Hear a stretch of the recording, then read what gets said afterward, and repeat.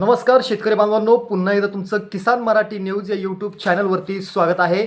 गेल्या खरीप हंगामात झालेल्या अतिवृष्टीमुळे शेतकऱ्यांचं अतोनात नुकसान झालेलं होतं. त्यानुसार पंतप्रधान पीक विमा योजनेतून कृषी विमा कंपनीनं पहिल्या टप्प्यात 30 जिल्ह्यातील शेतकऱ्यांना कापूस व तूर पिके वगळता अन्य पिकांसाठी 1219 कोटी रुपयांची भरपाई मान्य केलेली आहे. यात प्रामुख्यानं सोयाबीन पिकाचा समावेश आहे, तर दुसऱ्या टप्प्यात कापूस आणि तूर पिकांचा पीक विमा वितरित होणार आहे. त्यामुळे या रकमेत मोठी वाढ होणार आहे. गेल्या वर्षी खरीप हंगामात झालेल्या अतिवृष्टीमुळे संबंध खरीपात तब्बल 98,43,823 हेक्टर क्षेत्राचं नुकसान झालेलं होतं. पंतप्रधान खरीप पीक विमा योजनेतून हेक्टरी 17,000 रुपये देण्यात येतील, असं मुख्यमंत्री देवेंद्र फडणवीस यांनी देखील या ठिकाणी जाहीर केलेलं होतं.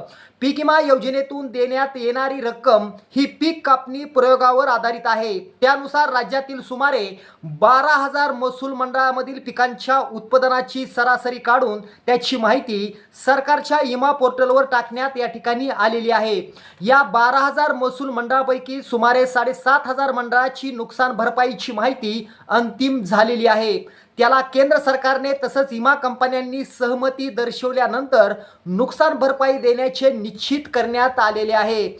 यामध्ये जर पाहिलं तर अहिल्यानगर जिल्ह्यासाठी 11,835 कोटी रुपये, नाशिकसाठी 878 कोटी रुपये, चंद्रपूर जिल्ह्यासाठी तब्बल 260 कोटी रुपये, तर सोलापूर जिल्ह्यासाठी 684 कोटी रुपये, जळगाव जिल्ह्यासाठी 106 कोटी रुपये, सातारा जिल्ह्यासाठी 362 कोटी रुपये, परभणी जिल्ह्यासाठी 6,378 कोटी रुपये, तर वर्धा जिल्ह्यासाठी 961 कोटी रुपये, नागपूर जिल्ह्यासाठी 194 कोटी रुपये, जालना जिल्ह्यासाठी 209 कोटी रुपये आणि गोंदिया जिल्ह्यासाठी तब्बल 3,106 कोटी रुपये. त्यानंतर नांदेड जिल्ह्यासाठी जर या ठिकाणी बघितलं तर 81,337 कोटी रुपये, छत्रपती संभाजीनगर जिल्ह्यासाठी 25 कोटी रुपये, भंडारा जिल्ह्यासाठी 433 कोटी रुपये, पालघर जिल्ह्यासाठी 1,534 कोटी रुपये, रायगडसाठी मित्रांनो 106 कोटी रुपये, वाशिम जिल्ह्यासाठी 109 कोटी रुपये, बुलढाणा जिल्ह्यासाठी 564 कोटी रुपये, सांगली जिल्ह्यासाठी 127 कोटी रुपये,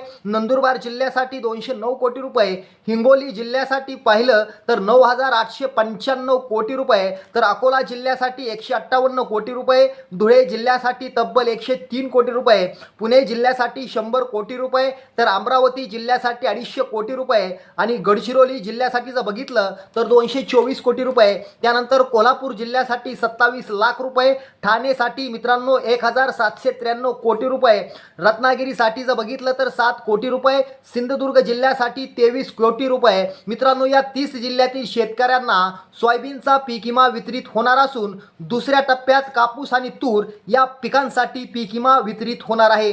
मित्रांनो या 30 जिल्ह्यातील शेतकऱ्यांना सोयाबीन या पिकासाठी पीक विमा मंजूर करण्यात आलेला आहे.